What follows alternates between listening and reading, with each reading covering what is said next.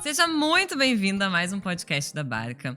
E hoje a gente vai falar um pouquinho sobre amamentação, sobre livros, sobre empreender, sobre um monte de coisa legal, como você já sabe que é o podcast da Barca.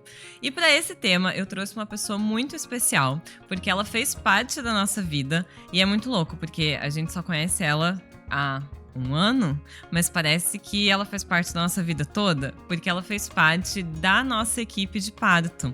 Ela é enfermeira e ela trabalha principalmente com a amamentação, o aleitamento materno, que pra mim foi uma mega dificuldade. O parto foi super tranquilo, perto do que é a amamentação. Então hoje eu quero dar as boas-vindas para a Chay.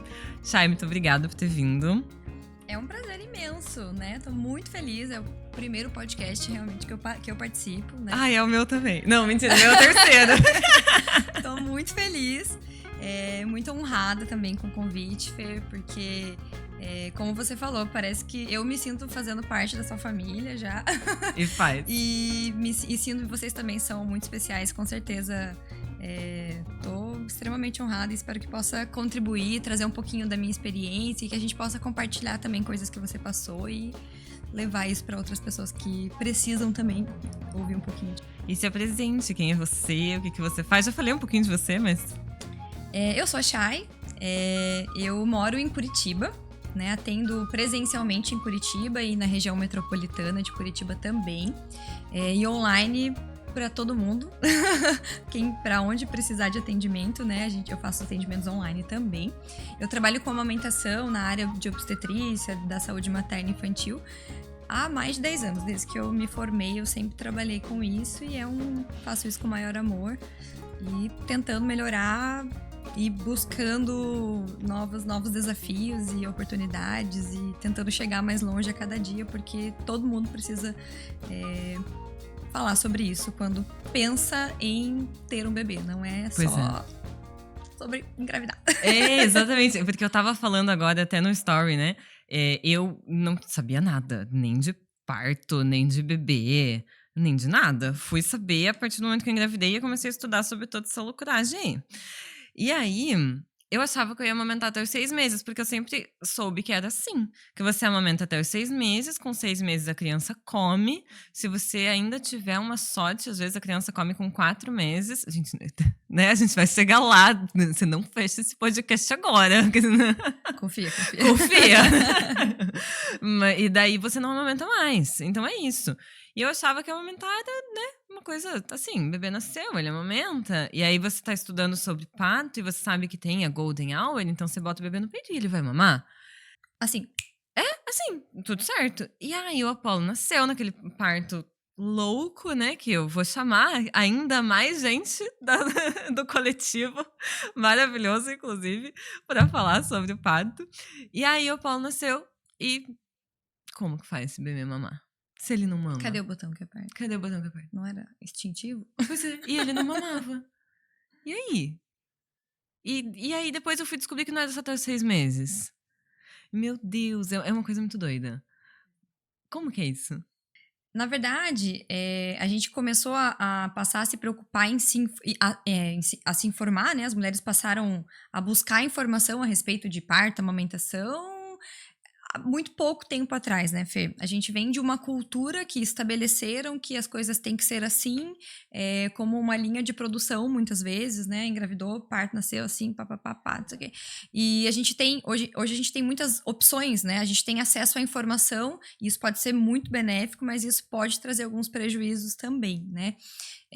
A informação de qualidade é super bem-vinda. Então, você fez mais que certo, e quando você percebeu a necessidade de ir atrás mesmo do conhecimento. E a amamentação, por mais que a gente esteja começando a caminhar em passinhos curtos, mas entender um pouquinho sobre parto, gestação, aprender mais realmente o que é importante, saber para que é importante se preparar, se a gente faz isso um pouquinho com parto hoje, a gente faz muito menos com a amamentação ou não faz. Porque, como você falou, a gente espera que seja um processo natural, que nasceu, né? Apertou o botãozinho ali, é instintivo. Você bota no peito e o bebê mama. E assim, tem alguns processos que realmente são tão naturais quanto apertar um botãozinho, mas existem alguns processos que a gente precisa ter um pouco mais de atenção e buscar informação de qualidade. Isso é muito importante, né? Se cercar de profissionais que falem a mesma língua, uma língua que faça sentido para você, né? E buscar estudar, sim, na literatura, buscar informação de qualidade com pessoas que pensem de maneira parecida com você, né? Isso é uma coisa bem importante que eu falo para as famílias. E eu precisei da consultoria. É verdade. Porque eu tava com o coletivo, então eu tive a equipe particular de parto, que é o Coletivo Lotus, de Curitiba, fantástico, que a Chay faz parte. É fantástico mesmo. É fantástico. E aí, o Apolo nasceu e eu precisei da cesárea, então não tinha nem condição de pensar em amamentação naquele momento. E as meninas ordenharam com o lostro, então ele mamou o colostro ordenhado naquela primeira hora. E as meninas, quem que foi? Foi a Ju, né? Foi a Ju que tava? Não, foi a Andressa. Foi a Andressa que tava na hora da cesárea. E aí, então ela ordenhou na primeira hora e ele mamou o colostro ordenhado na primeira hora. Só que aí eu colocava no peito e ele não mamava. E eu não entendia. E por que isso acontece? Por que a gente coloca o bebê no peito e ele não mama? Porque o processo de parto, seja um parto natural, né, demorado ou não, ou uma cesárea, a mulher passa por um processo de transição muito grande ali, né? O processo do parto é um processo de abrir uma portinha e entrar em outro cômodo, né? É um processo de transição ali muito grande, se a gente fala fisiologicamente, tanto para a mulher quanto para o bebê. O bebê passa por essa transição da vida intrauterina, onde ele tinha um ambiente totalmente controlado de temperatura, de luminosidade, de som, e ele sofre ali um trauma no nascimento, trauma no sentido de uma mudança muito drástica. Primeiro, desse ambiente. Segundo, ele passa a precisar fazer processos que ele não fazia. Ele não é um trauma, tipo, machucou o bebê. Não. É um abrir mais uma portinha e passar o bebê mesmo. É uma mudança de fase ali, que ele passa a respirar, né? Ele passa a utilizar os pulmões, uma coisa que ele não fazia dentro do útero. Essa mudança de luminosidade, som, temperatura. Então, o bebê, ele também tá cansado. Eu acho que é a palavra que a gente, né? Apolo estava cansado. É uma palavra, assim, falando bem claramente, o bebê, ele descansa, ele precisa descansar, ele precisa de um tempo de adaptação dessa vida extrauterina nos primeiros minutos, nas primeiras horas. Muitos bebês vão mamar ali logo depois do parto mesmo, nascem, se a gente coloca no pele a pele com a mãe, eles já conseguem pegar, já conseguem mamar, e alguns vão dar uma olhadinha, uma cheiradinha, uma lambidinha ali no colostro e vão dormir, e tá tudo bem, né? Da mesma forma que a mulher precisa desse tempo de descanso e recuperação ali imediatamente, o bebê também. Naturalmente, depois, o que a gente deve fazer? Estimular o contato pele a pele, para que isso desperte a vontade dele procurar o peito, né? Como você falou, oferecer o colostro ordenhado, se for o caso, estimular para que ele fique perto da mãe, sentindo o cheiro, sentindo a pele. Tudo isso são técnicas que a gente utiliza justamente para proporcionar despertar esse processo, para que esse processo de transição seja mais acolhedor e que ele se sinta estimulado a buscar o peito e sugar, quando for o caso, mais naturalmente, né? Então, são coisinhas que a gente faz para acomodar melhor ele ali, enquanto ele está se adaptando. E quando que é um problema? Porque quando que a gente vê que a gente precisa de uma consultora, que a gente precisa buscar alguém para amamentação real, assim? Porque no meu caso eu precisei buscar alguém porque já tinha passado muitas horas e ele não mamava. Então, quando que eu vejo que isso é um problema? Então, o ideal dos mundos seria que a gente passasse a se preocupar com isso durante a gestação já, né? Porque não que você vá passar pelas experiências que você vai ter só depois que o bebê nascer, as experiências práticas mesmo. Mas a informação precoce, né? Quando você aprende coisas antes de vivenciá-las, já te prepara um pouquinho para o que você pode esperar. Isso talvez te traga menos sustos, e apesar de você saber, obviamente, o que pode acontecer, você sabe também que meios você pode utilizar para resolver, né? Ok, não buscamos, né, informação durante a gestação, tá tudo bem também, né? poxa vida, quanta coisa a gente precisa se preocupar enquanto está gestante. O momento de procurar ajuda depois do parto, né, é quando você sente que, eu sempre digo assim, a gente precisa ponderar muito a percepção da mulher, né? Eu acho que a mulher se sentir insegura já é um momento para procurar ajuda, né? A mulher pode procurar ajuda quando ela se sentir insegura, ela não precisa esperar ter uma fissura, um machucado, uma dor, ou achar que tá com menos leite, pouco leite, que o bebê não mama. Se você se sentiu insegura, busque ajuda, peça ajuda, né? Os profissionais estão aí para isso. Não precisa deixar com que esse problema se agrave. Porque tem algumas coisas que só vocês vão identificar, né? Sim. Então, eu lembro que foi a Carol que atendeu a nossa Uhum. consultoria de amamentação. E ela fez várias coisas muito legais, assim. Então, ele não estava fazendo o processo de sucção mesmo. E aí ela foi oferecendo várias coisas e ela ofereceu, acho que, o dedo com a sonda, com o meu leite, e aí ela foi estimulando. Eu não lembro muito tempo, porque eu tava meio com um efeitinho, assim, de um pouco de medicação no primeiro dia. Mas eu lembro que a Carol usou várias técnicas que eu sozinha jamais faria, assim. Então, isso foi muito legal. Sim, com certeza. A gente sempre, quando o profissional chega para atender uma mulher que solicitou porque tá com dor, porque identificou alguma coisa diferente, porque o bebê não mama, ou porque ela está insegura, a primeira coisa que a gente vai fazer, a primeira coisa que o profissional deve fazer é ouvir. A gente precisa entender qual que é a particularidade daquela mulher, daquela família, daquele bebê. Por exemplo, no seu caso, você passou por um trabalho de parto de muitas horas, né? De certa forma, o Apolo também passou junto com você. Por tudo isso que você passou, ele também passou. Então, isso já é um fator que a gente anota, né? Mentalmente. Que a gente vai colocando, vai juntando as pecinhas do quebra-cabeça para a gente tentar entender de que forma a gente pode acessar tanto aquele bebê quanto aquela mulher. Porque a forma de acessar o bebê é diferente de acessar a mulher. A primeira forma que a gente vai conseguir entender isso é através da escuta. E a partir de então, dessa escuta, nossa observação, né? Claro, conhecimento técnico, vai fazer com que a gente tente ir utilizando. Com o bebê, com o recém-nascido, é muito legal, porque eu já te ouvi falando muito sobre isso, e é exatamente isso. Não existe receita de bolo. Você precisa testar.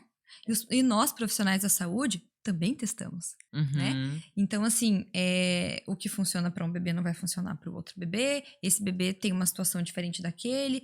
É um bebê saudável, não é um bebê saudável, né? Então, assim, tudo que a gente tem que entender o contexto. Não tem como você pegar uma receita da internet, né, e tentar aplicar para todo mundo, que todos os bebês têm que fazer isso, isso e isso no primeiro dia de vida, no segundo dia ele tem que fazer isso, a mãe tem que estar assim, assim, assado, tem que acontecer isso. Não existe, né? É uma coisa que funciona para uma família, não vai funcionar em outro contexto, e isso é muito importante, o olhar individualizado. E tem que ganhar peso ou não tem que ganhar peso? A pergunta do milhão que todas nós queremos saber. Tem que ganhar peso. Com Tem que certeza ganhar peso. o bebê precisa ganhar peso, mas assim, em que condições, em que tempo, qual que é a quantidade por dia, por semana, por mês que esse bebê precisa ganhar peso, é muito subjetivo, né? Não existe uma tabela, Chay? Depende. Tá. Existem tabelas, Tá. certo? Né? A nossa prática profissional é baseada em evidências científicas. Então, a gente tem dados objetivos, mas também tem dados subjetivos. Para você prestar uma assistência de qualidade para uma mulher com um recém-nascido, não existe tabela que vá direcionar só pela tabela aquilo, né? O bebê tem que ganhar peso. Se ele for um bebê saudável, que não tiver que não teve nenhuma intercorrência de saúde grave, a gente espera que aconteça desse jeito, X. Se ele teve tal intercorrência, né? Se, sei lá, precisou ficar internado tantos dias, precisou fazer um antibiótico, sei lá, fez fototerapia, banho de luz, né? Que às vezes é uma intercorrência ali, por conta do amarelão, da icterícia do bebê, é outro contexto. Né? Um bebê prematuro, um bebê que nasceu de 35 semanas, um bebê que nasceu de 42 semanas, é outro contexto. Um bebê pequeno, um bebê grande. Uma mãe com plenas condições de amamentar em livre demanda, saudável. Uma mãe que não está saudável. Tudo vai depender do contexto de cada família. Mas bebês precisam ganhar peso. Quanto cada bebê precisa ganhar? Depende do bebê. E se... Porque aí que tá, que o ponto pega. Eu vou contar. Vou contar tudo. Quero saber. No começo, ele tem que ganhar um peso pra ver se a amamentação tá ok. É certo isso? Falar isso? É certo, é certo. Algum peso. Sim. Não existe um marco, tipo, tem que ganhar 100 gramas na primeira semana. As evidências mostram que a gente tem um percentualzinho que o bebê, quando ele nasce, ele acaba perdendo um pouquinho de peso nas primeiras horas e nos primeiros dias de vida, porque ele desincha, ele faz xixi, faz cocô, então é normal que ele tenha uma perda de peso ponderal X dentro dos dias que a gente reavalia ele ali ainda dentro da maternidade. Isso é normal, mas a partir de então, ele precisa começar a ter um certo ganho. Tá, aí no primeiro mês ele ganhou lá, sei lá, 600 gramas, que eu acho que é 600 gramas que a maioria fala. Tá, não existe esse número, então. Há controvérsias, depende do bebê. Entendi. Tá, mas daí ele ganhou isso no primeiro mês. Certo. Aí no segundo mês ele não ganhou peso, zero gramas do primeiro pro segundo mês. E aí? E aí, Aí a gente dá forma. a gente tá falando aqui de amamentação, certo? Mas a gente tem que entender que o bebê não se resume só à amamentação, certo? A gente precisa entender, muitas famílias entram em contato comigo, né, procurando atendimento, justamente porque o bebê não ganha peso, né? Porque algum profissional ou pessoas, né, falar, não, vamos colocar forma porque o bebê não tá ganhando peso. Pera lá. Primeiro vamos tentar entender se esse processo de amamentação está adequado para esse bebê. Ele pode ter alguma dificuldade em fazer a extração desse leite, ou essa mãe tem uma baixa produção, ou o processo de amamentação está diferente, não está confortável para o bebê mamar por algum motivo, porque ele tem alguma alteração na boquinha, na língua, no corpinho, no pescoço. Existem uma série de coisas que podem fazer o bebê não ganhar peso e não ter uma amamentação de qualidade, né? Então a gente precisa primeiro entender se o problema é a amamentação. Tá. Às vezes, não é amamentação. Às vezes, esse bebê precisa de uma avaliação global, de um pediatra, né, que o acompanhe e que consiga ter essa noção do desenvolvimento, do crescimento do bebê, porque um bebê que está se desenvolvendo de maneira saudável não é só um bebê que ganha peso. Ele precisa... Peguem a carteirinha dos seus bebês, né, Fer? Aham. Tem uma série de parâmetros que a gente Tem perímetro acompanha lá. cefálico, crescimento de estatura, os marcos do desenvolvimento. Exatamente. Aí são dados objetivos, né? Tem gráficozinho, tudo. Mas não é só isso que a gente pergunta pra mãe durante a consulta, né? E daí, porque a questão é assim, eu falei do Apolo porque eu falo que a amamentação é uma coisa trombolhosa, assim. Eu achei a amamentação super difícil, super difícil. Porque eu acho a responsabilidade muito grande, sabe? No começo, eu já tive essa dificuldade para amamentar, porque a Apolo estava cansado e a gente precisou de toda essa ajuda ali da equipe e deu tudo certo. E aí ele ganhou muito peso nos primeiros 2 meses, se eu não me engano. Assim, muito. Ele ganhou 1 quilo no primeiro mês e no segundo mês, acho que 800 gramas. E aí depois ele meio que parou de ganhar peso, assim. Ele ganhava... Teve um mês que ele não ganhou nada, deu tipo 100 gramas. Aí no outro mês ele ganhou 300 gramas. Aí agora ele tá nessa média de 300 por mês. E aí, se você procura alguma coisa na internet, todo mundo vai falar que esse bebê tá passando fome. E eu lembro que eu perguntava, falava, ai meu Deus, esse bebê tá passando fome. E a gente tem uma pediatra maravilhosa, que inclusive foi indicação do coletivo. E aí ela sempre... De confiança. Que ela sempre fala, Fer, ele tá bem. Ele tá bem, ele é um bebê que cresce, ele é um bebê que tá atingindo todos os marcos, ele é um bebê tranquilo, ele é um bebê que dorme. Por que você se preocupa? Mas eu sempre ficava naquela, sabe? Meu Deus, ele não está ganhando peso. E aí eu vejo nos grupos, tá todo mundo pirando igual, assim. Eu acho que ficou essa carga, sabe? De o bebê e a gente que amamenta exclusivo... fica essa carga meio pesadona, assim, sabe? Porque o bebê precisa ganhar aqueles 600 gramas. Se ele não ganha 600 gramas, tem alguma coisa errada. Então, não é só o peso que importa. Não é só o peso que importa. O peso também importa, mas não é só o peso que importa. E voltamos aos dados subjetivos e os dados que não são os objetivos e os subjetivos, né? O ser humano como um todo, ele não é só gráfico, não é só números, né? A gente precisa entender tudo isso. E é muito interessante você falar da profissional que te acompanha, da pediatra de confiança, porque isso faz total diferença, sabe? É triste a gente falar isso, mas As atualizações a respeito, principalmente da área da amamentação, assim, da nutrição infantil, até o primeiro ano de vida, assim, a gente tem estudos sendo lançados todos os dias, sendo publicados, dados novos que a ciência traz a cada dia. O que eu aprendi na minha faculdade há 12 anos atrás passa muito longe das coisas que a gente entende como atualizadas hoje, sabe? Falava disso na faculdade? De amamentação? Falava exatamente isso que você falou, dos numerozinhos. Dos 600 gramas por mês. Mais ou menos, não era, nem lembro exatamente quantas gramas eram, mas assim, a gente sabe que existe um cálculo, com certeza, para entender, falando em peso, como que tá o aproveitamento nutricional desse bebê. Isso existe, tá? Isso existe, o número de gramas por dia e tal, mas isso é relevante dentro de um contexto geral. Se esse bebê tá fazendo cocô, se ele tá usando o número X de fraldas por dia, se ele tá fazendo xixi, se ele é um bebê que dorme bem, se ele é um bebê que vem pro peito e fica tranquilo no peito, ou se ele é um bebê que vem pro peito e fica o tempo todo se debatendo ou chorando, se existem períodos em que ele tá mais tranquilo e períodos que ele tá mais agitado.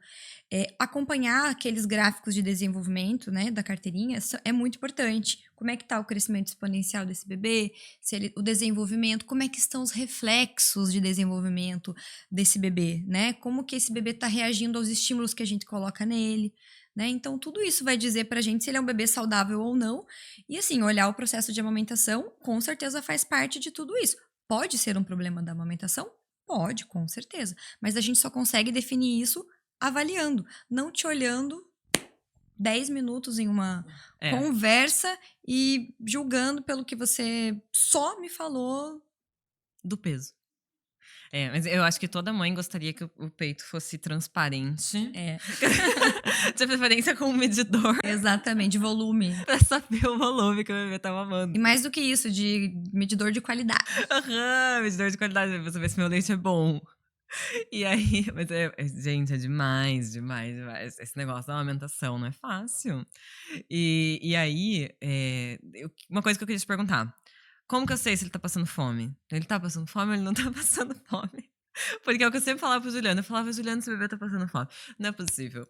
Ele não ganha peso, ele tá passando fome. E aí, teve uma época, Chay, que eu entrei numa loucura de pesar ele todo dia. A Nicole mandou parar. Ela Chama a Nicole pro podcast, por favor, também. Sim, ela já topou também. Por já favor, tá topado. Precisamos da Nicole.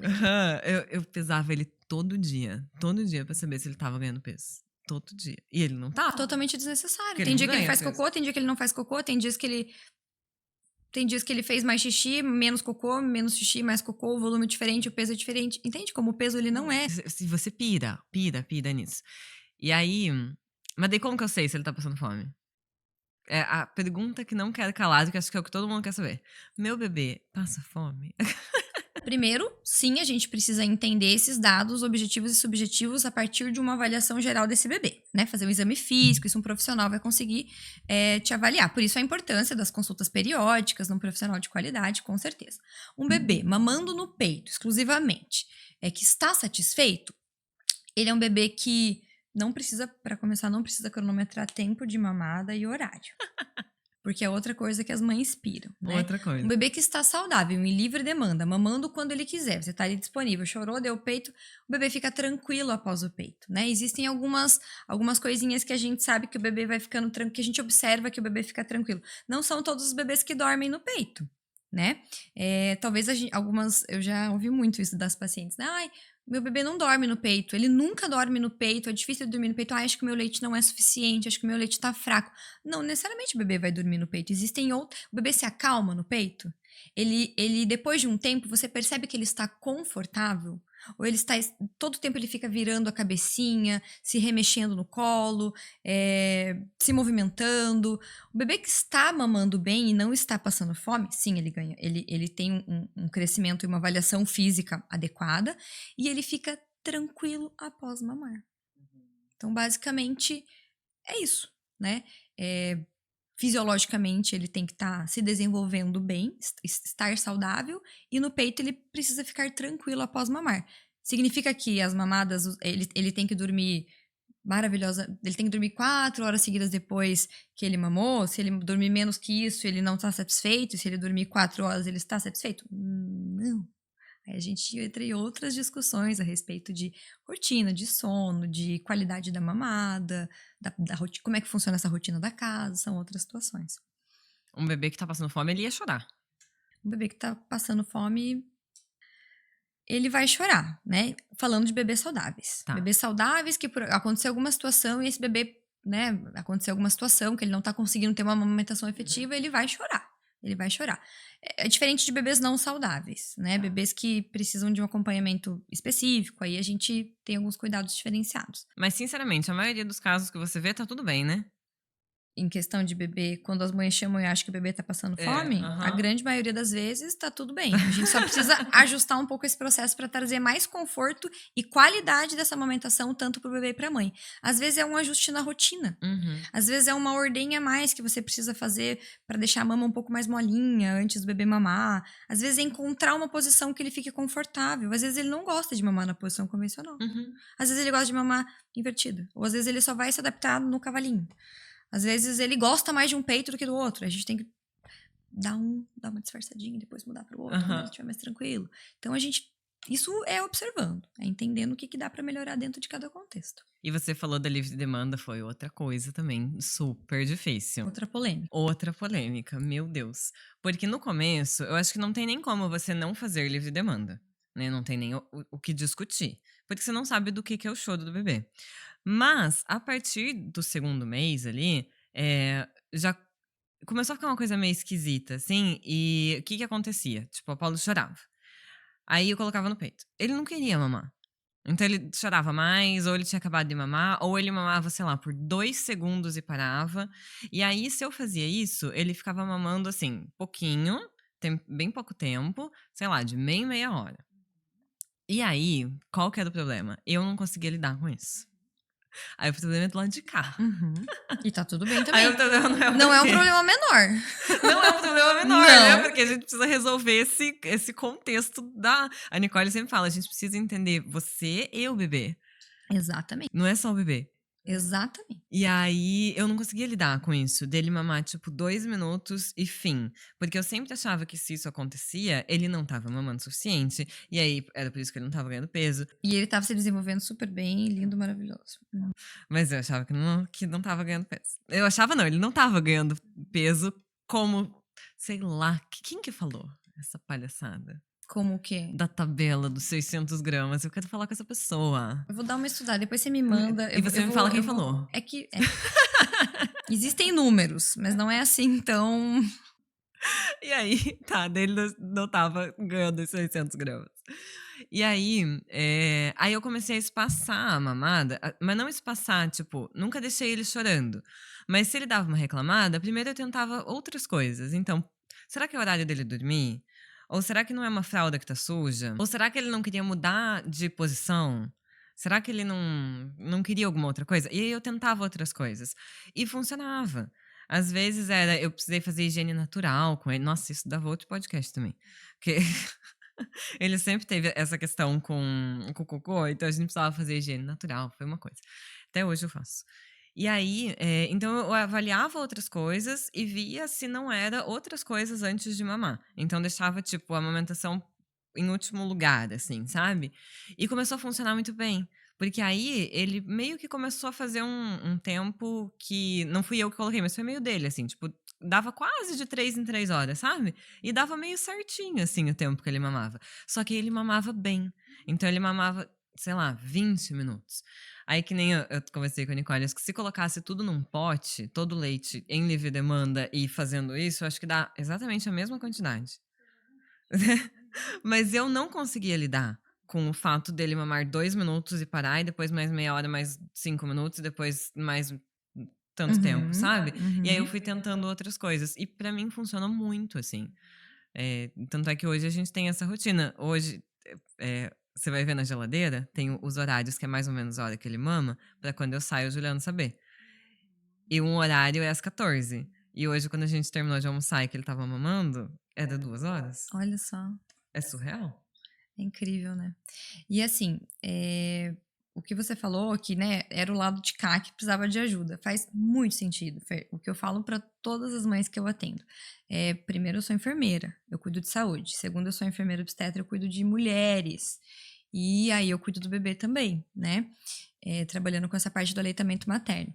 É muito importante que a mulher esteja saudável, que esta mãe esteja saudável em todos os aspectos, emocional, físico, mental, na medida do possível, para ter um bebê saudável, certo? A gente não quer um bebê saudável às custas de uma mãe doente.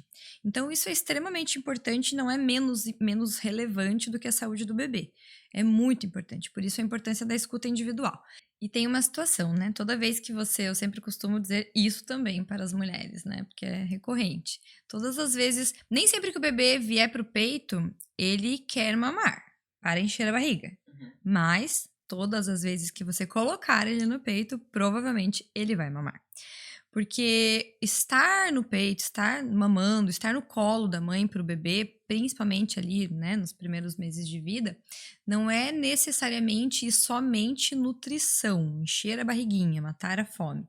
A amamentação traz a sensação de conforto e acolhimento mesmo para esse bebê, de segurança, né? Lembra lá da vida intrauterina. O bebê ali nos primeiros 3 meses de vida passa por um processo que a gente chama de esterogestação, que é uma adaptação da vida extrauterina mesmo, ele ainda está entendendo que ele nasceu.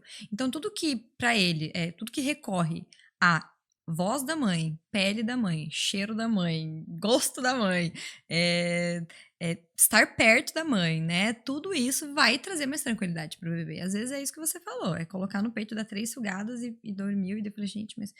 Ou, né, enfim, era só aquilo que ele queria mesmo. Então, é desafiador, mas é entender também que a gente pode tentar fazer outras formas de distrações para esse bebê, oferecer outras formas de distrações, como você mesma sugeriu, né? Às vezes a gente consegue ir acumulandinho essas mamadas, tentando identificar, observando esse bebê, o que chama a atenção dele, o que faz com que ele passe mais tempo distraído ou entretido, para quando ele vier mamar, você ter essa sensação que você teve, que foi acumulandinho e ele teve uma mamada mais robusta. E ver o que ele quer, porque o que acontecia, porque eu precisei fazer higiene natural. Não vou falar de higiene natural aqui, porque senão é outro mundo também, né? E eu nem sabia que isso existia, fui saber na prática.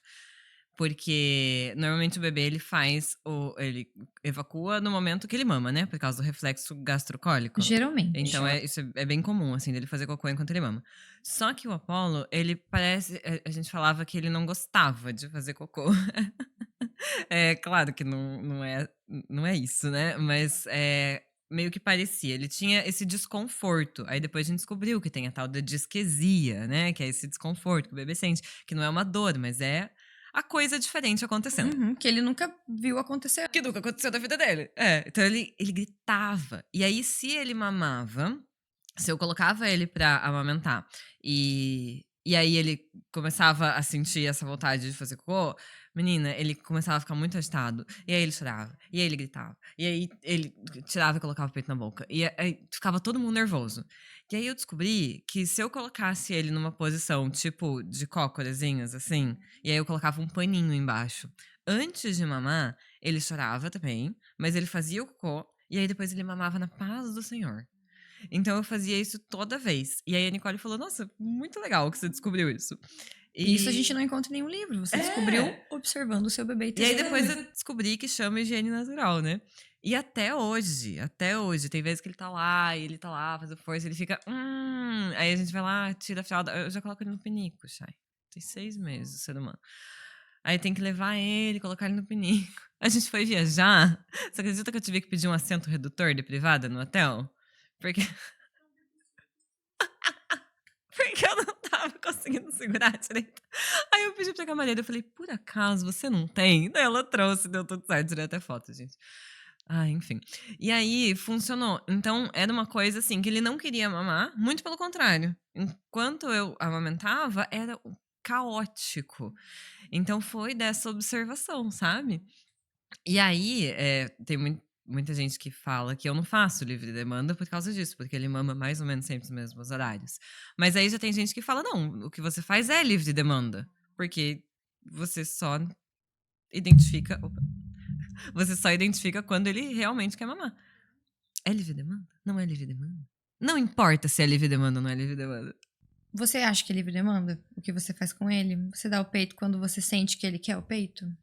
Quando você sente que ele precisa do peito? A livre demanda, ela é estimulada justamente para que traga um conforto tanto para a mulher quanto para o bebê, né? Esse é o objetivo também, além dos benefícios nutricionais, de garantir sempre que ele esteja preparado para estar... Ele solicite o peito, isso vai desenvolver outros reflexos, outros despertares no bebê nesse sentido também. Mas olha que interessante o que você falou, né? O que você identificou no seu bebê, e depois você foi olhar e descobriu que isso era uma técnica que realmente se aplicava da higiene natural, beleza.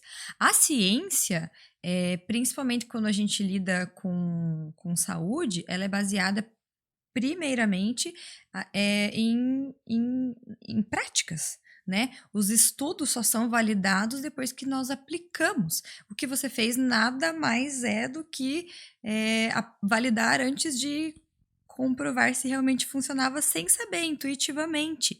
Então é o que eu sempre digo também para as mães, sabe? Você pode ter a melhor equipe e os melhores profissionais do mundo para te atender e te dar todo o suporte que você precisa, mas só você passa 24 horas por dia com aquele bebê, só você passa 24 horas por dia com o seu filho, só você conhece a fundo e intimamente a rotina da tua casa, com os demais familiares, aquilo que você vai percebendo que funciona. Né? Eu sei que muitas vezes a gente está envolto ali no puerpério a tantas coisas e acontecimentos e mudanças e adaptações e surpresas agradáveis, mas também não tão agradáveis, e às vezes a gente não para vamos, né? Parar para ter esse momento de parar, de observar. Tem mulheres que até nem têm essa possibilidade pela sobrecarga, mas a individualização também parte do olhar da mãe e no confiar naquilo que você sente. Eu sempre falo isso para as famílias quando eu vou conversar. Olha, a meu ver, eu percebo que está acontecendo isso, mas eu levo muito em consideração o que a mãe traz também. Isso deveria ser levado em consideração. Olha aí, Fer, ninguém melhor do que você para entender sem precisar primeiro, né? Claro que o que você fez tem total fundamento científico, se a gente parar para analisar. Mas sem saber, você conseguiu identificar isso de uma forma que só você poderia. Eu não identificaria, provavelmente dos melhores profissionais que você inseriria nesse processo, como você estava muito bem assistida, sempre esteve, né?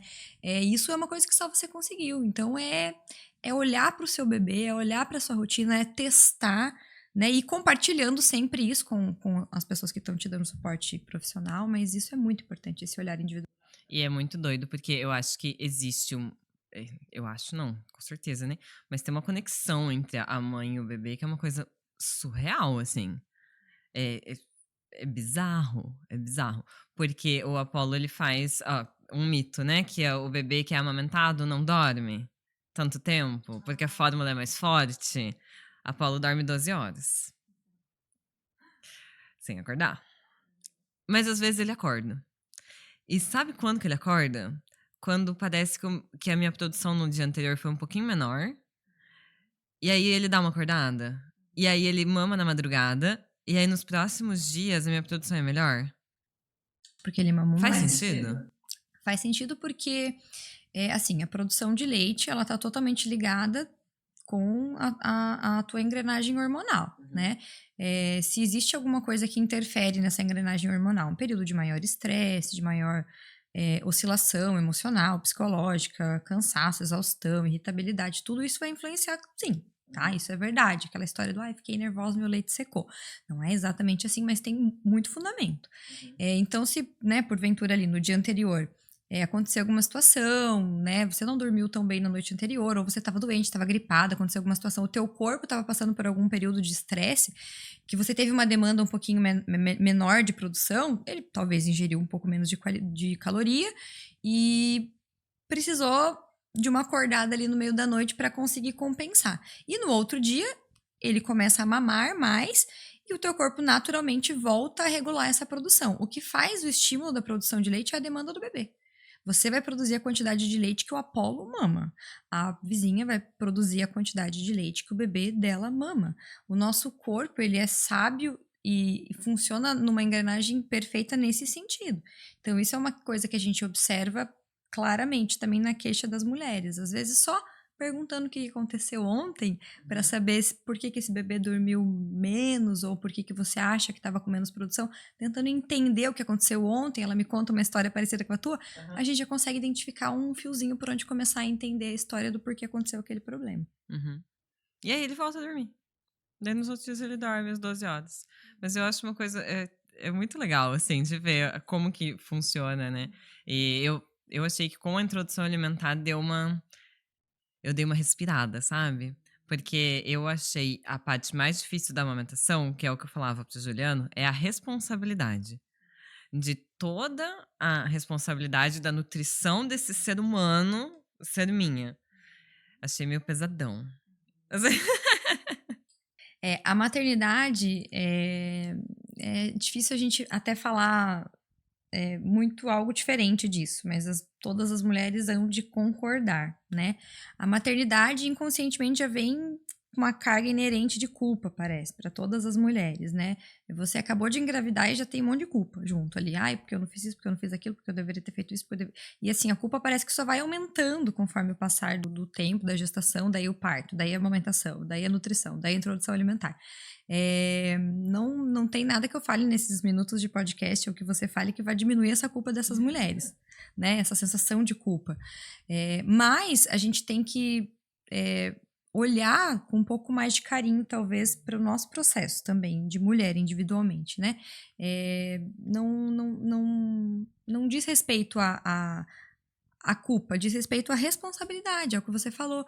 Tentar entender que, assim, você faz demais coisas, né? Coisas além de só a introdução alimentar, além de só a nutrição, né? Você tá ali para suprir tudo que esse bebê precisa, né? E essa culpa, ela é entendível. Não é nada que a gente vai falar aqui, né, nesses minutos de podcast que vai tentar tirar esse sentimento das mães, mas tentar entender que a responsabilidade você tá cumprindo com ela, dando todos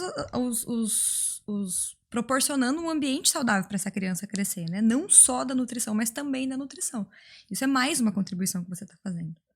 Principalmente nos primeiros meses, né? Principalmente nos primeiros meses. Que é essa exatamente. coisa puxadona. E essa atenção toda já é um presente gigantesco que você está demandando pro teu filho, né? Com certeza. E inclusive, não quero dar o spoiler, mas no dia 1º agora vai abrir as inscrições do clube de leitura sobre maternidade para mães. E que você deu uma aula lá, né? Sim. Sobre amamentação. Sim. Ai, que massa. E que é a amamentação nos primeiros meses. Sim, é o desafio do primeiro mês de vida, né? Que, assim, é desafiador mesmo, envolto a todos os processos que o pós-parto já também traz. E aí eu não quero dar spoiler do livro, que será o primeiro livro, mas ele vai ser sobre essa questão do amor. Ele vai ser sobre isso, sobre a gente esquecer um pouco a responsabilidade e olhar para nossa maternidade com outro viés. E, enfim, deixa eu parar de falar, que senão eu já falo qual que é o livro. Mas, e aí esses primeiros 3 meses é puxadão, mas ao mesmo tempo, a gente tem muito leite, né? Calma, vou chegar lá. Parece que tem muito leite, é leite pra todo lado. Tanto é que tem que tirar na bomba, e tem que fazer ordenha de alívio, e é a festa do leite. Meu freezer tava cheio de leite, é a festa do leite. E aí parece que o bebê faz 3 meses e vem um troço que seca o nosso leite. É assim? Mais ou menos, Fer. Faz sentido essa percepção. Eu vou atender as mães, né? Elas geralmente procuram uma consultoria de amamentação ali nos primeiros dias pós-parto, como você procurou. Meu Deus, bebê não mama. Meu Deus, empedrou. Meu Deus, que dor. Meu Deus, fissura. Meu Deus, machucado. Socorro. Deus, meu leite é fraco. Bebê não ganha peso. Geralmente é assim.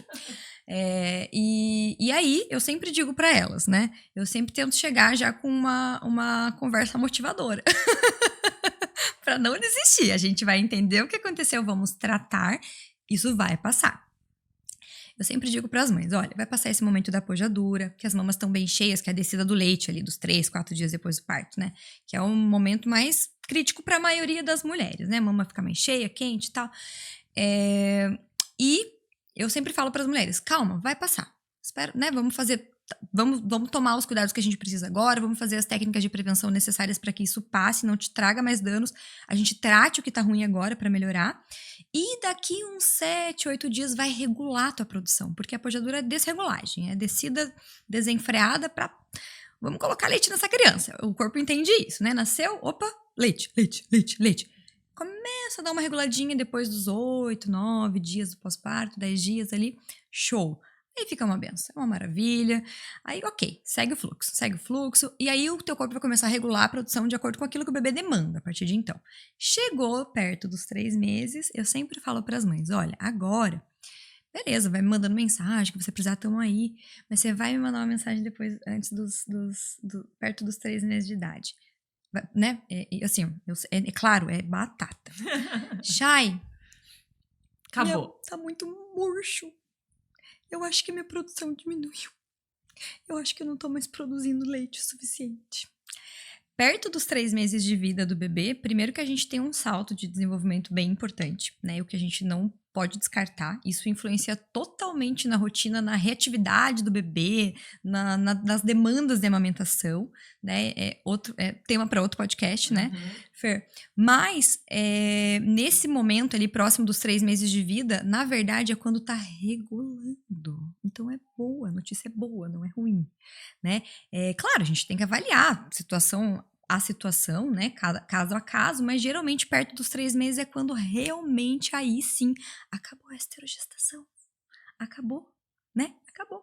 Então, o teu corpo também tá entendendo que acabou esse processo de esterogestação e ele vai começar a regular agora bem certinho exatamente o que o bebê demanda. Né? Depois dos 3 meses, dificilmente vai vazar, assim. Antes disso, ai, nossa, não posso ir pra nenhum lugar porque deu o horário e começa a vazar. Depois dos 3 meses, dificilmente a mulher vai perceber aquele vazamento. Por quê? Porque aí, gente, é a fabriquinha, só produz quando tem demanda. Então, é bem comum. E a gente acha que acabou daí, né? E aí, o pior, porque aí antes dos 3 meses eu precisava tirar, né? Da festa do leite. Então eu precisava tirar na bomba, tirava no coletor, tirava leite de tudo quanto é jeito. Aí depois chega nos 3 meses, nem na bomba você não consegue tirar mais. Por que eu não consigo tirar? Então, a bomba é uma outra história bem polêmica, né? Tem um monte de benefício, mas a gente precisa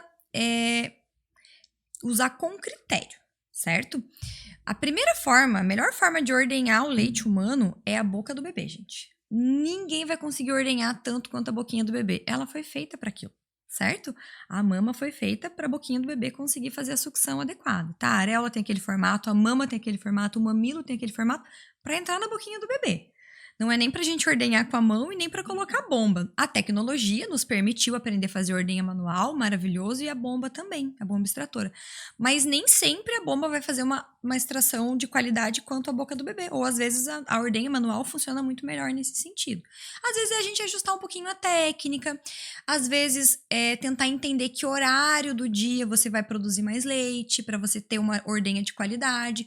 Não adianta, por exemplo, você querer ordenhar litros, depois das 4, 5 horas da tarde começar a fazer ordenhas a partir desse momento. O momento que geralmente a gente tem uma produção maior é no período da manhã, até o pico no horário do almoço ali, né, por uma questão hormonal da mulher. Então, tudo isso é ajustável, sabe? Nem sempre é porque o meu leite secou, né? Pode ser que tenha diminuído a produção? Sim, a gente precisa sempre avaliar para entender isso e aí tem formas de reverter. Mas, às vezes, é tentar entender a técnica que está sendo utilizada, se tem alguma coisa para corrigir, que pode melhorar. E nem sempre o que vai sair na bomba extratora é o que a gente vai bater o martelo que vai dizer se você tem boa produção ou não. Como volto a falar, fica repetitivo. Mas a gente precisa avaliar o individual. É verdade.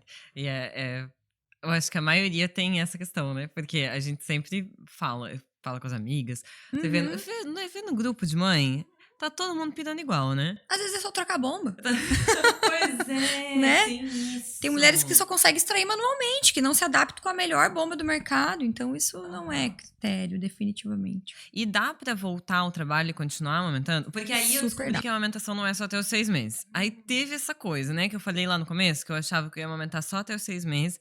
Ia chegar a 6 meses, cravado, ele ia comer e nunca mais ia amamentar. Porque era isso que a gente ouvia antigamente. E aí ainda teve pessoas que fizeram introdução alimentar antes dos 6 meses, né? Que antigamente 4 meses, Ai, você não todas tava as ganhando historinhas muito que a gente peso, escuta. você já É. é sopa, né? Aconteceu comigo, aconteceu com muita gente. Enfim, né? E estamos falando coisa de alguns anos atrás. Poucos anos atrás, não muitos. E, enfim. E aí, a gente fica nessa coisa de vou amamentar só 6 meses, e aí depois você descobre, se você estuda sobre isso, enfim, que não é só até os 6 meses, né? Que depois o bebê continua, começa a introdução alimentar, mas que o alimento principal até o primeiro ano ainda é o leite. Eu até falei pra Juliana quando eu descobri isso, falei, socorro. Sério? Eu achei. Eu tava aqui, ó, contando os dias. Nada. Ainda é o leite, ele ainda vai continuar mamando super. E só que a licença maternidade vai só até os 4 meses. E eu não tive licença maternidade. Eu trabalhei desde o, né, no hospital, já tava resolvendo coisa da livraria e coisa do escritório, enfim. Dá pra trabalhar amamentando exclusivo? Super dá. Super dá. A gente. Primeiro, a mulher precisa entender se isso cabe na sua vida, né? Super dá. Organizando, super dá. Se a amamentação chegou até os 6 meses de vida, gente, persistam, vale a pena. Porque aí são alguns ajustes a mais só que a gente precisa fazer. Dá para amamentar e dá para amamentar com muita qualidade, favorecendo inclusive a introdução alimentar desse bebê, mantendo o aleitamento materno, porque o leite sempre vai ser um conforto além daquele momento que o bebê vai estar conhecendo os alimentos, ele vai estar passando por outras fases, então é super importante. A gente precisa pensar sempre em algumas coisas bem importantes, na questão da organização da rotina dessa mulher, de como vai ficar. Eu adoro atender a mulher que volta a trabalhar e quer continuar amamentando, né? Porque eu fico muito feliz quando eu vejo essas mulheres com o brilho no olhar de estar voltando para o seu ambiente de trabalho. Porque por mais que às vezes seja uma situação de, poxa, vou deixar o meu bebê, mas é um estímulo para aquela mulher voltar a se enxergar de uma forma que ela precisa, né? Para algumas mulheres não é tão prazeroso nesse sentido, mas é possível sim voltar a amamentar, a voltar a trabalhar amamentando. A gente precisa de uma organização certinha de garantir um estoque adequado para quando essa mulher não esteja com o bebê. A gente precisa de um cuidador que esteja disposto e disponível a oferecer esse leite em outras formas que não seja diretamente do peito. A gente precisa entender qual método vai funcionar para aquele bebê. Tem colher, tem copinho, tem copo 360. Nem todo bebê gosta do copinho, nem todo bebê gosta. Então a gente vai precisar testar. A gente vai precisar treinar esse cuidador na oferta, porque também não é fácil. Tem bebês que demandam, sabe? Essa introdução do leite em outros meios. Tem bebês que a primeira coisa que você coloca, ele toma e ele só quer saber do leitinho mesmo. Então, tudo isso exige. A gente precisa entender que muitas mulheres vão sofrer um pouquinho com essa separação, né? E tentar fazer com que essa adaptação seja o mais suave possível, tanto para a mulher quanto para o bebê. A gente precisa pensar no armazenamento adequado desse leite, bolar um esquema de ordenha específica para que ela consiga ter conforto nesse processo também, né? As mulheres que trabalham longe de casa vão precisar, de repente, ter um tempinho para ordenhar no trabalho, ter um ambiente adequado para refrigerar esse leite para depois levar para casa. Necessariamente eu vou precisar ordenhar no trabalho? Não Não. necessariamente. Tudo vai depender de como vai ser a sua rotina de trabalho, de quantas horas você vai passar fora, vai depender de como é a sua produção. Tem mulheres que não conseguem passar mais de 4 horas sem ordenhar, porque elas sentem realmente o incômodo nas mamas, né?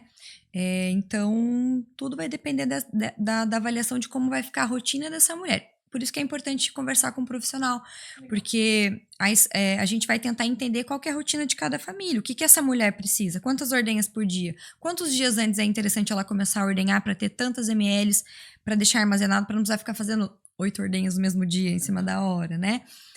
O teste dos métodos de oferta para esse bebê é interessante. É interessante a gente não oferecer bicos artificiais se ele mama só no peito, porque sim, o bebê tem risco de desmame quando a gente oferece um bico artificial, mesmo ele tendo mais de 6. Isso que eu ia falar. Pode acontecer a confusão de bico com mais de 6 meses? Confusão de bico pode acontecer para sempre, né? Isso as evidências são bem claras em relação a isso. A Paula teve tudo. Teve tudo. Teve confusão de bico também. Eu vou conversar sobre confusão de bico com a odontopediatra dele. Maravilhoso. Que ela é super maravilhosa sobre isso. Ela falou pra eu não dar. Eu dei. Ele teve confusão de bico, joguei a chupeta fora, vida que segue. E aí, a oferta do leite pelo outro cuidador não é fácil também. Pô, Juliana passou um perrengue pra ofertar no copinho, porque dependendo o momento que ele mama, então no começo a Apollo mamava logo quando acordava. Acho que todo bebê pequenininho mama normalmente logo quando acorda, né? Que eles acordam já com fome. Ou querendo colo. Ou querendo colo, ou querendo alguma coisa. Mas ele já queria mamar logo quando acordava. E aí, Juliano tinha que se virar em 80 pra esquentar esse leite, pra estar com esse leite quente, pra hora que ele acordava já conseguia ofertar. E aí, acho que ele tava com muita fome no momento que acordava, porque ele ficou dormindo, sei lá, 2 horas. E aí ele pegava o copinho, e batia no copinho, e se virava no copinho, se afogava o copinho. Meu Deus! E daí não podia usar mais o bico, porque a gente teve a questão com o bico. E a gente não testou a colher dosadora. Mas no fim ele acabou se adaptando com o copinho, ajustando rotina e tal. E aí hoje super rola, assim. Mas veja, foi um trabalhinho, né? Por isso que é Foi, interessante se nossa. programar. Para as mulheres que têm a possibilidade de se programar um pouquinho antes, eu sei que eu vou ter que voltar a trabalhar daqui 1 mês. É o período ideal para a gente começar a pensar nesse processo de adaptação ali quando ela retornar. Ai, não tive tempo, não dá, não, né? Gente, a gente sempre vai adaptar para o que dá, né? Isso que é importante as mulheres entenderem, assim. A gente não vai chegar ditando ordens para ninguém. Esse processo, o meu trabalho também nesse momento de retorno ao trabalho é muito bom. Eu gosto muito de fazer essas consultas porque eu fico feliz pela satisfação da mulher de estar conseguindo ter também um pouco mais de liberdade nesse sentido.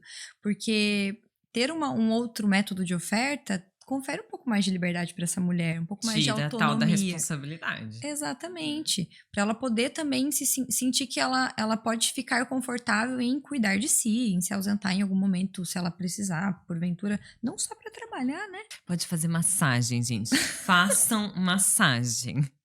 Eu super recomendo. Tenha uma massoterapeuta. A Dola, você lembra da Milena, né? Que é a minha Lembro. Dola? Uhum. A Milena é massoterapeuta. Maravilhosa. Meu Deus. Todo mundo deveria ter uma massoterapeuta na sua vida. E aí, se você tem um outro cuidador, você pode ir na massoterapeuta. Exatamente. E abrir um pouco mão, né? Aí vai um pouquinho da questão do desapego saudável nesse sentido.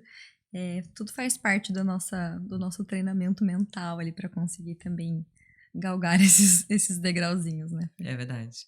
Mas a amamentação, apesar de ser todo esse trombolho, essa coisa muito doida, eu acho que vale a pena. E agora, com a introdução alimentar, teve muita gente que me perguntou, porque vê os vídeos do Apollo comendo super e se divertindo e daquele jeito histérico com a comida. Você viu, você almoçou com a gente hoje, né? Você viu que é a coisa mais divertida. E aí tem muita gente que pergunta, né? O que você fez pra ele comer assim? E aí eu super poderia dizer que eu não fiz nada.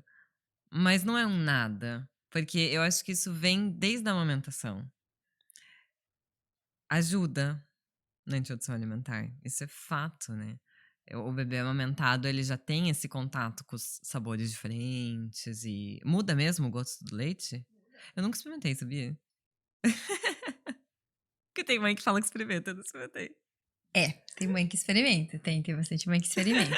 Muda sim, o leite materno, como a gente conversou aquela hora, ele é produzido na quantidade e na qualidade que aquele bebê precisa.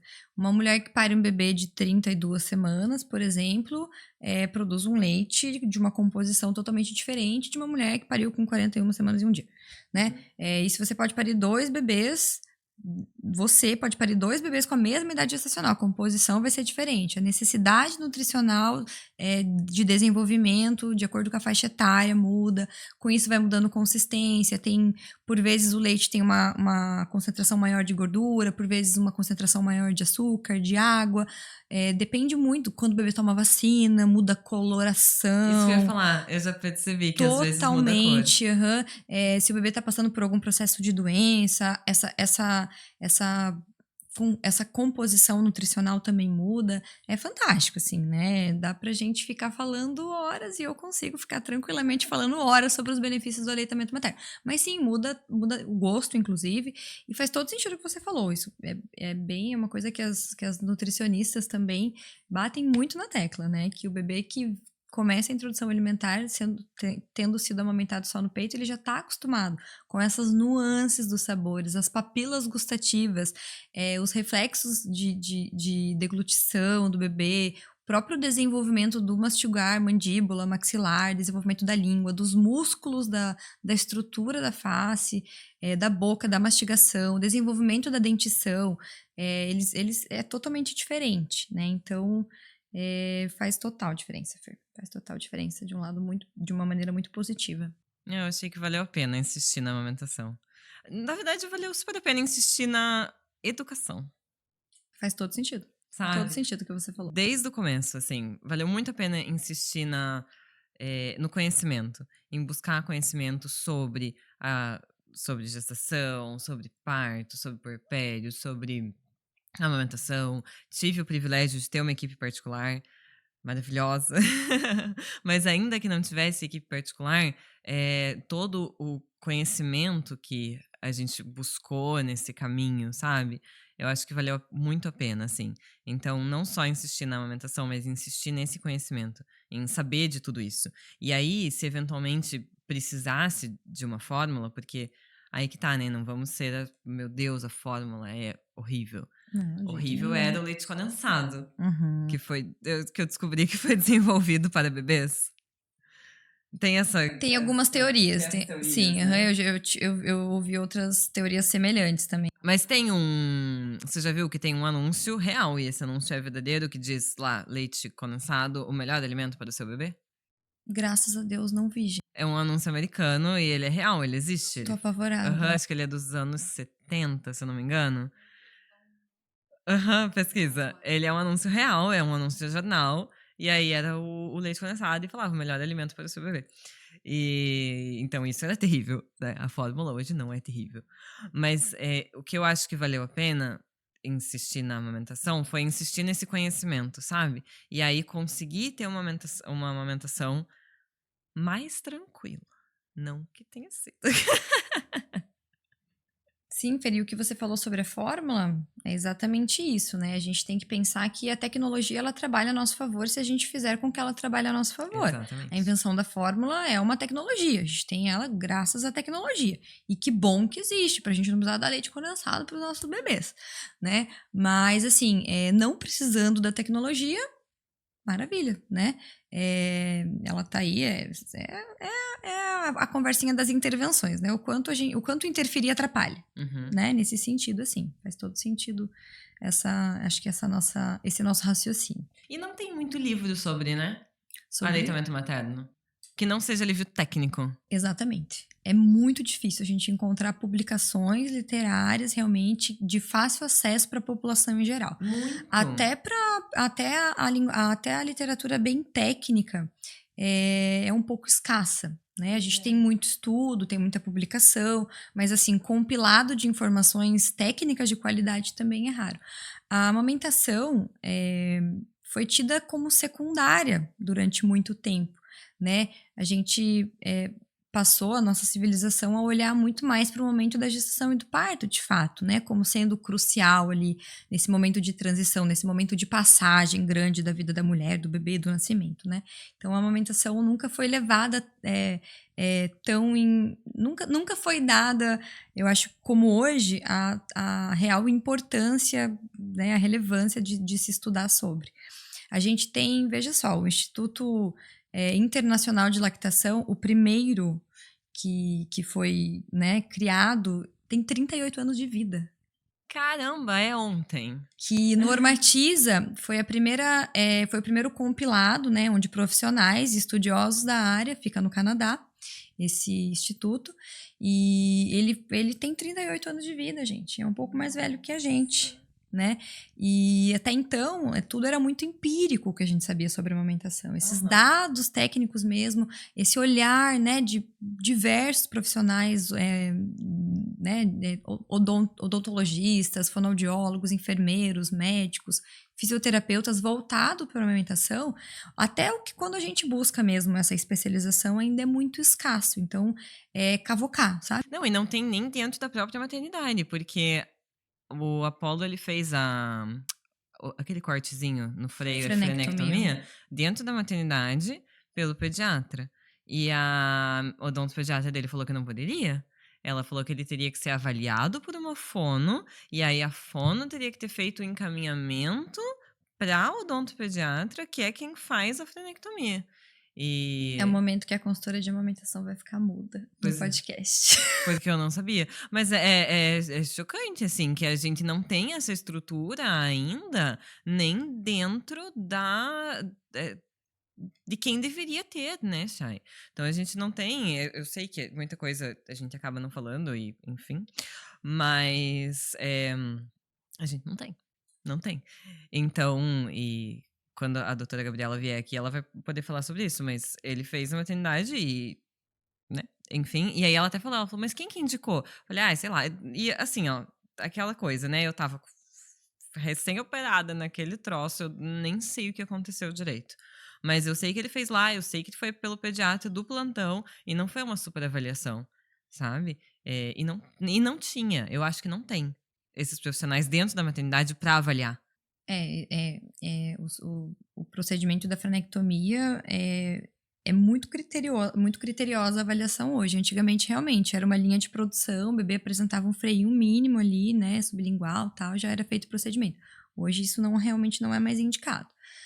De jeito nenhum, assim, nos primeiros dias de vida do bebê, de maneira nenhuma. Com muito critério, tem que ser acompanhado por profissionais qualificados, odontopediatra, fonoaudiólogo, de preferência concomitante, para conseguir fazer essa abordagem adequada e ter a indicação clínica ela falou que ela só faz quando vem o encaminhamento da fono. Exatamente. E geralmente depois de muitos dias, né? Porque por mínimo que seja ali, ele ainda pode se desenvolver, pode não prejudicar necessariamente. Em relação à especialização e o conhecimento dos profissionais, Fer, é muito triste a gente falar sobre isso, mas eu posso falar em nome de todos os profissionais da saúde que a gente não tem nada especificamente voltado para formação em amamentação dentro das nossas grades acadêmicas. Mas eu tenho certeza disso. A gente tem uma formação muito, muito abrangente, né? E é claro que a gente fala sobre amamentação, sobre fisiologia, sobre alguns processos, mas os estudos a respeito da amamentação, como eu te falei, o instituto que normatiza as normas de lactação e lactação humana no mundo, na verdade, né, isso são normatizações internacionais, tem 38 anos de vida. Né? O que eu aprendi na faculdade, quando eu me formei há 12 anos atrás, se eu começo a ler, é triste, assim. E é dia a dia. O que a gente está conversando agora, está surgindo um estudo novo a respeito de amamentação nesse momento, com observação clínica, com a vivência das famílias, com a observação dos bebês, das mulheres. Por isso a importância de procurar um profissional atualizado que você confia, né? E aí tem, pra gente fechar o nosso assunto, que eu queria falar com você. Porque eu acho que essa questão do profissional da saúde, tem muitas vezes que vocês ficam super sobrecarregados, porque ainda tem aquela coisa do profissional da saúde que não pode ganhar dinheiro. Trabalhar por amor. Eu comecei esse canal falando de negócios. Hoje a gente tem o clube de leitura para empreendedores. E você é uma empreendedora. Apesar de você trabalhar no coletivo, mesmo no coletivo você é autônoma. E você presta consultoria de aleitamento materno de forma autônoma, né? Então você é uma empreendedora. E hoje você entende, você conseguiu fazer essa separação do tipo, eu posso ganhar dinheiro e eu também posso ajudar as pessoas ao mesmo tempo? Isso é bom? Sim, Fer. Inclusive, eu sou também participante do clube de empreendedores né, da livraria. Então, tô super aprendendo lá também. Sim, eu consigo entender isso com clareza hoje. Nunca fez sentido para mim a ideia de trabalhar só por amor. Tanto que eu já refleti muitas vezes sobre a minha carreira a respeito disso, porque sim, a gente precisa entender algumas coisas para conseguir entender que a gente pode sim ter a valoração que a gente merece a respeito do nosso trabalho. A gente investe em formação, a gente investe em especialização, em atualização constante. Como eu disse, a cada dia tem coisinha nova surgindo e eu vou ficar para trás de quem está estudando se eu não estudar. E trabalhar com saúde, a gente trabalha com amor, mas não só por amor. Acho que faz parte dessa troca também, né? E eu sempre repito isso assim para todo mundo, né? Isso em todos os serviços de saúde realmente que todos nós somos usuários dos serviços de saúde, né? Você é usuária, eu sou usuária. Se não somos de um serviço específico, somos de outro. E nos serviços de saúde, particularmente, é um dos que você só consegue entender o real valor depois de precisar dele, certo? Então, o que a gente escuta muito é que, não, tá hipervalorizado,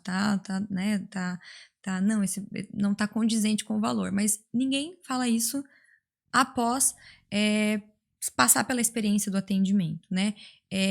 Investir em formação, investir em qualidade no atendimento que vai ser prestado para a tua saúde, que é a base para você, né, conseguir ser saudável em todos os níveis, é muito importante. E olha como é difícil, né? Quando a gente é mal assistido por um profissional, quando você fica insatisfeito com o atendimento. Então, eu acredito sim que profissionais que sabem, né, da qualidade da assistência prestada, sabem da importância disso, entenderem o seu valor, né, se posicionarem adequadamente com o mercado, com certeza, porque isso também é importante, e saber passar isso para o público. É possível empreender na saúde, é possível empreender de forma rentável, é possível não com menos trabalho. E eu acho que a questão, se você não cobra o valor adequado pelo teu trabalho, aí você fica sobrecarregado e aí você não consegue se atualizar. Então entra num ciclo, sabe? O Exatamente. profissional lá que não tá atualizado muitas vezes e os profissionais que deram pra gente um atendimento não tão atualizado, digamos assim, talvez aconteceu isso de tão sobrecarregado que o cara tá, e aí ele não tem tempo. Ele não consegue respirar. Mas porque às vezes tá nesse ciclo de não posso ganhar dinheiro, eu não posso cobrar mais, eu não posso. E não entende o valor que tem o seu trabalho. E você leu o primeiro livro do clube, que foi Os Segredos da Mente Sim, Milionária, tô né? terminando. E a gente tem muito isso. Sim. Eu tinha muito, muito esse pensamento de escassez, assim. Mas eu vejo muito mais nos profissionais da saúde. Muito mais. É bem grande mesmo. A gente tem esse estigma do trabalhar por amor, do trabalhar por amor, do trabalhar por amor, né? A gente trabalha com amor também, mas não somente por amor, né? Vocês nem falam disso na faculdade, né? Sobre Sobre valoração, trabalhar, ganhar dinheiro, administração. cobrar. Não existe, pelo menos na minha faculdade de enfermagem. Poxa, eu tive aula de administração, mas de gestão de equipes, essa questão de empreender no ramo. Bom, faz 12 anos que eu me formei na faculdade. Talvez hoje as grades tenham incluído, e eu espero que sim. Parece que incluíram empreendedorismo, Poxa, fico super sabia? feliz, fico muito feliz. Porque eu não aprendi na minha como calcular o valor da minha hora, por exemplo. Imagina, eu saí da faculdade totalmente crua. Profissional de saúde sai da faculdade ou pensando em abrir um consultório, né? Ou em entrar numa instituição privada ou um concurso público, né? O empreender é desafiador. Então, tem sido para mim, com certeza, mas tem sido muito, muito gostoso também ver os resultados. É diferente, né? É diferente, é bom, é empoderador. É empoderador. Chay, muito obrigada. Muito obrigada por ter participado. Muito obrigada por ter feito parte da nossa equipe também. Eu sou muito grata a vocês. Muito, muito, muito. Vocês foram sensacionais em todo o processo, assim, no antes, no durante e no depois. Toda a assistência que vocês prestaram pra gente no pré, no durante, que foi um durante longo, e no pós também, sensacional, assim, sempre que a gente precisou, e eu incomodei bastante. Sempre incomodei bastante. Incomodou nada. Muito obrigada. E como que o povo acha você? O povo me acha presencialmente em Curitiba, mas você pode acessar através do meu Instagram de onde você estiver. É o @chai.amamentacão, saúde materna. E entre em contato, vai ser um prazer, né, fazer parte da rede de vocês, ter vocês na minha rede. E eu que agradeço o convite. E a galera vai poder ver a sua aula lá no Clube para Mães também, né? Ficarei ansiosa para poder compartilhar isso com vocês. Ai, que legal. E Chay, mais uma coisa que eu queria te perguntar. A consultoria de aleitamento materno, você presta ela presencial e online? Presencial e online. Tanto as consultas preventivas durante o pré-natal, quando a família quer começar a ter informação já durante o pré-natal para se prevenir, né? Para entender, para conhecer, para ter um pouco de informação e saber o que fazer diante das dificuldades que possam vir a acontecer, tanto no pós-parto, online, presencial, e cursos e oficinas também, tanto online quanto presencial, é só entrar. Ai, você tem uma oficina presencial muito massa, né? Sim. Eu não fiz, lembra? Porque eu não... Por que eu não fiz? Ah! Porque eu falei que a Paula já ia ter nascido. Que foi, se eu não me engano, no dia 17 de dezembro. Foi uma coisa assim. Foi no finalzinho Foi do bem no ano. finalzinho de dezembro, né? E aí eu falei, isso aí não vai dar tempo de me inscrever porque o Apolo já vai ter nascido. Lê do engano. Não nascido nada. Então, mas eu não fiz por causa disso. Eu queria ter feito. Mas é bem bacana. E se você não tiver a oportunidade de participar da oficina, no mesmo formato da oficina, eu atendo individualmente os casais, tanto online quanto presencial. É legal. bem bacana. É um investimento muito valioso. Muito. Nossa, eu queria muito ter feito. Porque o contato que a gente teve com vocês antes já foi muito legal, né? Que foram como que vocês chamam? A palestra obrigatória? As coletivo. Consultas do pré-natal mesmo e as palestras obrigatórias, que são obrigatórias porque é obrigatório que a família tenha informações. Não, é muito bom, porque vocês dão toda a informação ali, é muito legal. E eu fiz a oficina de cuidados também, com recém-nascido. Com quem que eu fiz? Com a Ângela. Foi com a Ângela, que foi muito incrível. E, enfim, perdi a tua, que eu não precisaria ter perdido. Mas, agora eu já sei que tem online também.